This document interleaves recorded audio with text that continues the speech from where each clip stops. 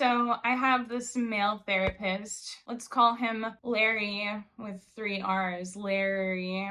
I first started seeing Larry at the end of March of 2023, so it's been over a year that I've been seeing him. Never have I ever thought that he was doing a good job. So he's 10 years older than me. So he still interacts like a youngish person. He really puts a lot of effort into styling his hair. When I first met him, I found the sessions to be really weird because he seemed really flustered. He'd be like, hey.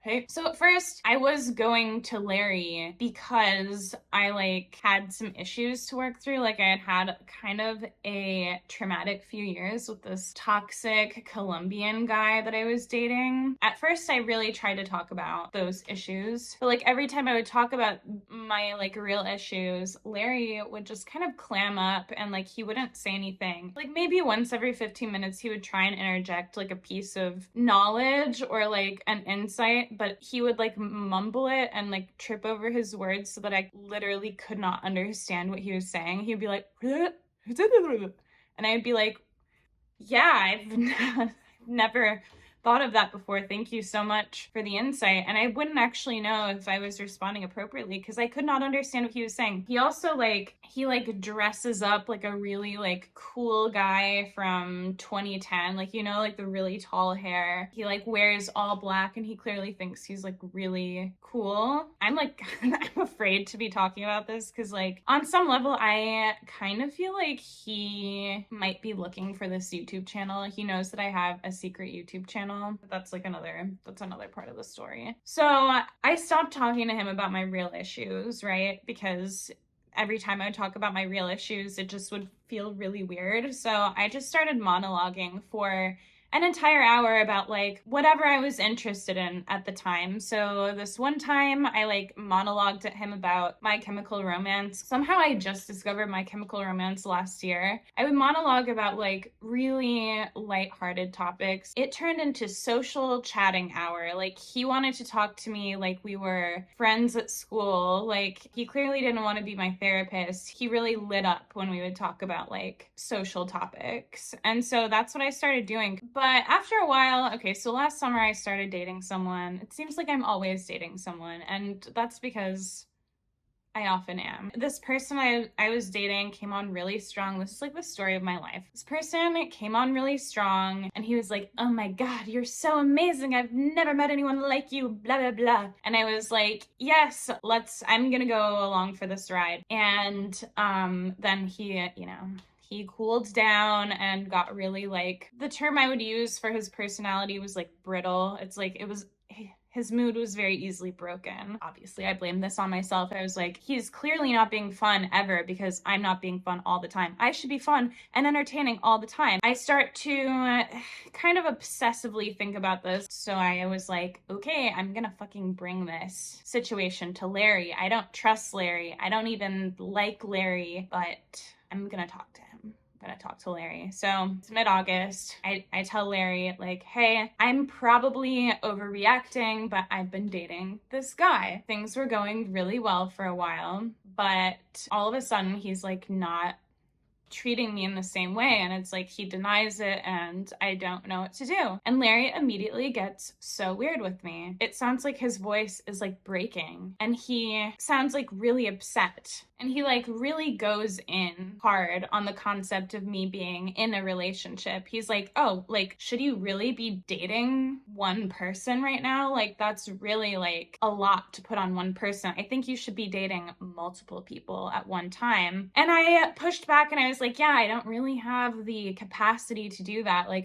I hate texting people back. I have to get used to texting people back. There's just no way. There's no way I can date multiple people at once. I will end up ghosting all of them except for my favorite. Sorry, but that's just how it is. And I kept pushing back on his pushback that I shouldn't be in this relationship. At the end of the session, he was like, okay, well, talk to you next week. And he sounded so upset. And then next week he canceled our session at the last minute. And I was like, whoa, that's kind of weird. It could be a coincidence, but also it could not be a coincidence. He could have been really upset.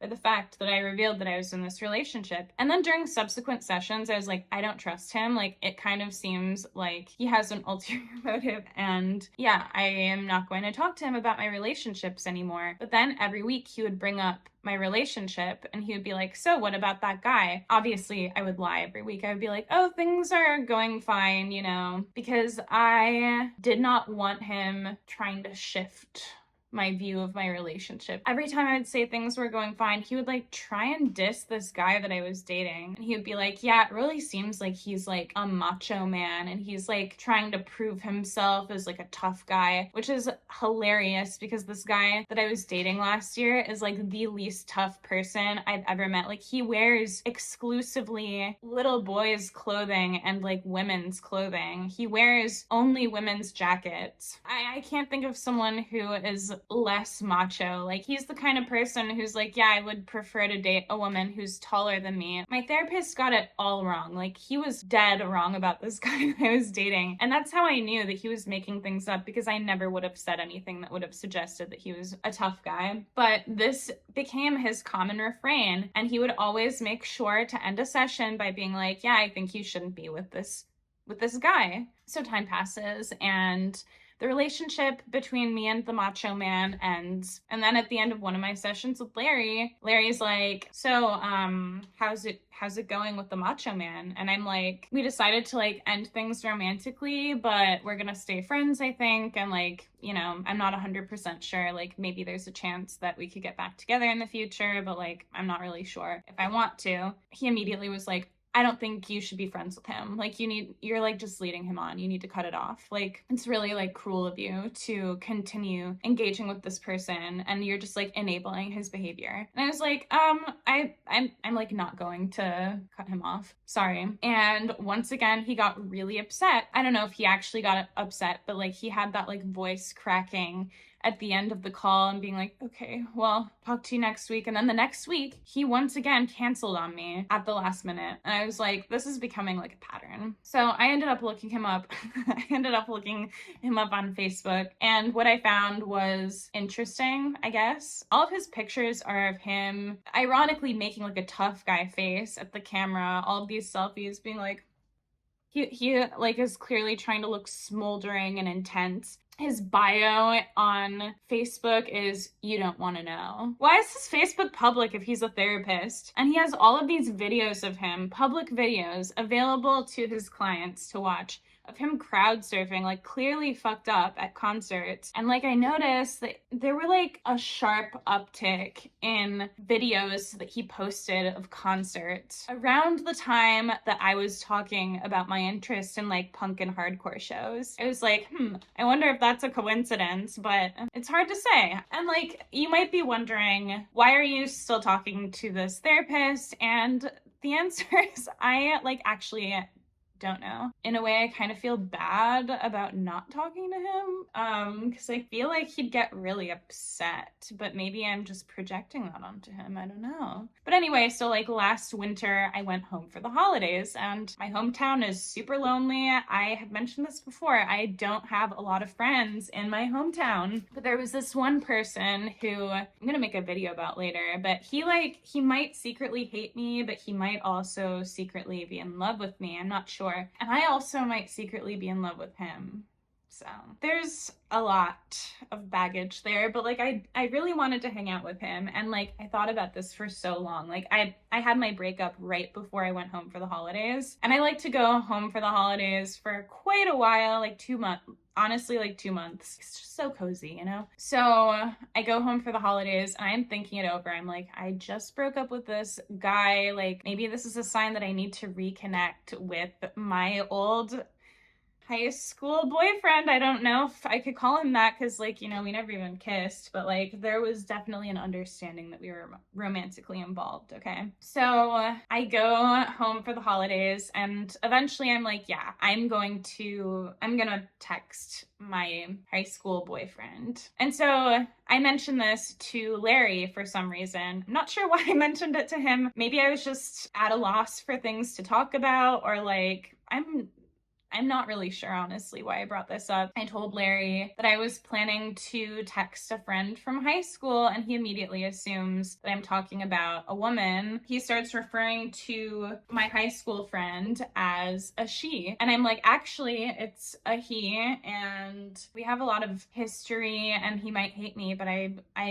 have to see. And I was just like, I might just DM him on Instagram. And Larry, as I suspected, immediately started pushing back, and he was like, I don't know, like, it's, you're not there for that much longer. Like, do you really need to reconnect with a friend from high school? And then I thought to myself, like, I wonder if he would be more on board with this if my sister were around as like a chaperone. Because I feel like if he was more on board with me hanging out in a group setting, that would give credence to my theory that my therapist is secretly in love with me. So I like continued my monologue, and I was like, it would really like open up the world to me for the next few weeks. Like, there's like a whole social group that my friend is associated with, and we could all like hang out together, and like my sister could hang out with them. Last winter, my sister and I wrote a screenplay, and like my friend from high school is into movies and